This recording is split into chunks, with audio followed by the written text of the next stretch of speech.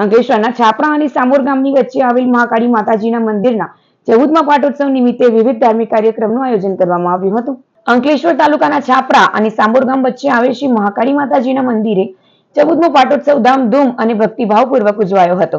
પાટોત્સવ નિમિત્તે મંદિરે વિવિધ ધાર્મિક કાર્યક્રમોનું આયોજન કરવામાં આવ્યું હતું, જેમાં આસપાસના ગામો સહિત મોટી સંખ્યામાં ભક્તોએ હાજરી આપી। કાર્યક્રમ દરમિયાન માતાજીની વિશેષ પૂજા અર્ચના, આરતી અને ધાર્મિક વિધિઓ યોજાઈ હતી। ભક્તો માટે મહાપ્રસાદીની વ્યવસ્થા પણ કરવામાં આવી હતી, જેમાં મોટી સંખ્યામાં લોકોએ પ્રસાદ ગ્રહણ કર્યો હતો। રાત્રિના સમયે ભક્તિમય માહોલ વચ્ચે ડાયરાનું આયોજન પણ કરવામાં આવ્યું છે।